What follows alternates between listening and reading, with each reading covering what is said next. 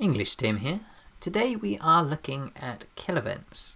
So if you're new to the game, kill events are when other cities are able to attack your city and they get points for killing your soldiers. And if you've been playing a little while, you may already know that kill events can be pretty tough events. So unless you're one of the big spenders and you've managed to get your city up to be very powerful, then for most players kill events are quite tough. If you are one of those bigger players, then this probably is not a video for you, so feel free to skip on and watch one of my other videos, and hopefully we can help out those other players who are struggling a bit more. So this is probably one of the most common questions I've been asked, is how do I get through a kill event? How can I protect myself? So there are a lot of ways of doing it. I'll just start as a basic point that as long as you can get through this stage, the game does get a lot easier. So especially if you can grow big enough to join one of the top alliances in your kingdom, generally the top alliances will get to have a non-aggression pact against each other. It may not have happened yet for you, and it may not happen at all in your region, but for most territories, most kingdoms, I found, do find peace after a while. So hang in there. If you can get yourself up powerful enough to get into those big alliances, they should find peace, and you will find it's a much easier game later. But until you get to that point, what can you do? So when I started out and we had a big player at the time, we were all sort of stronghold level 16, and a level 26 came in to attack us. There was a lot of chat about whether or not we could reinforce each other to get him in a trap and kill all his troops. Unfortunately, if there's that big a difference, odds on, even if you got all of your troops into one location, you're still going to lose. There's no point trying to take on a much more powerful player. Even with huge numbers of troops, you're going to lose. You should only really take on a player who's not much stronger than you, and extra numbers in that case can help. So in the current kill event that I'm taking part in, which is a kingdom versus kingdom version, you'll see that I was attacked by a stronghold level 38, and I still managed to defeat a 38 when I am stronghold level 34. His stats and my stats were pretty similar. He did have better war strategies, so he did have the edge, and he had stronger quality troops. But I had 1.4 million troops and he only had a couple of 100,000, so he was fighting a losing battle on that one. So you can protect yourself against more powerful players, but as I say, only a little bit more powerful, not a lot more powerful. So you want to get your stronghold up as much as you can, as quickly as you can, and definitely make sure you get your stronghold up to level 16 as fast as you can.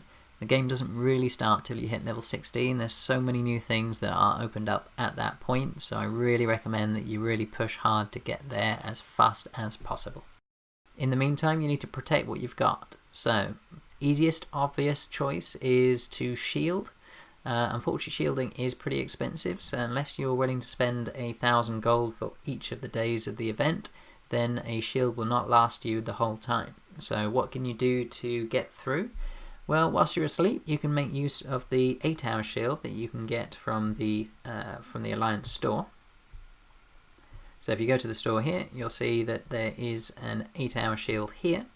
Now that is on discount quite frequently, so I do find that you can get it for 90% off, so instead of spending 60,000 honor points, you can spend only 6,000.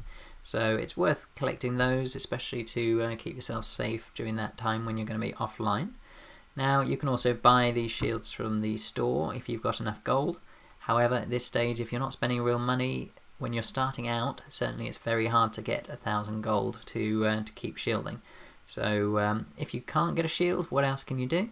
Well, you can use the shield of one of your alliance mates. So you can take turns, so if you put a shield up for 8 hours, let your alliance mates know that you've got one up and how long it's going to last. They can send troops to hide behind your shield, and you can send troops to hide behind theirs. Now if you have one player who is willing to shield continuously, and they've got a really big reinforcement capacity, then that's going to be really helpful. Another benefit of joining a big alliance is you're more likely to find people who are shielding 24/7, and then you can protect your troops behind their shield. So that's a brilliant way you can do it. You may need to increase your march capacity to get all of your troops out and behind the shield. So let's assume that there's no shields that you can use, so you're now in some more trouble. This case, you need to try and get rid of your troops so that they're not there, and reduce your resources. There'll be two reasons people generally attack you. One is to kill your troops, the other one is to steal your resources. If there are no troops there and no resources there, then most people won't attack you. The odd person will just set fire to your city for the fun of it, but that's pretty rare, so hopefully, if you've got your city empty of anything of value, you shouldn't be a target. So first up, you can keep your troops away by sending them to an alliance mine. So if your alliance has advanced far enough that you can get hold of an alliance mine, if you check your alliance here, go to territory and to building, you can see here that these are the different mines available, and you can find your mine by clicking on these coordinates here.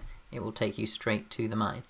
Now you can keep your troops there a long time, especially if you try and slow them down, so send troops that have no speed up at all and try and change your hero council to make sure you're also going as slowly as possible. So you can keep your troops out for a long time at the alliance mine. Say the bigger your army, the longer they can stay out, in fact, so even better. So also you can use long rallies. So if you know somebody's about to attack and you do need to keep your troops away now, if you can't send them anywhere else, what you can use is the long rally approach. So if you find a nearby barbarian camp, for example, and if you click on it and then click rally, you can choose to do a 1 hour rally. And once you do a 1 hour rally, that means your troops actually disappear from the city. It's a bit of magic that if you get attacked and all your troops are in rallies, then they don't actually get attacked by the player attacking you. So that will buy you some time, so it will buy you up to an hour, plus any travel time if you do actually go and attack that barbarian. So if another player in your alliance does join you, you can then add on the time it takes to get there and back, and your troops will be safe for all that time. Obviously that's not enough to go overnight, but it's enough certainly if there's somebody currently attacking your city and you don't have a shield. It can also buy you time so that you can try and get hold of a shield or teleport somewhere else. Another possible approach is just to teleport to the middle of nowhere. Now it's no guarantee, people may well still attack you and come long distances to do it. However, if you are in a big hive with lots and lots of players, it's a really nice target for bigger alliances to come and jump into the middle of your hive and attack multiple people using just one teleport. Teleports are still quite expensive, so even if players are spending a lot of money, they'd probably not rather use too many teleports. So if you are randomly teleporting into the middle of nowhere, you're a lot less likely to get attacked. So how else can you protect yourself? Well, make sure you burn those resources, so don't leave a lot of resources open. If you click on your resource bar at the top, you'll be able to see the amount of storage that you've got compared to the amount of resources.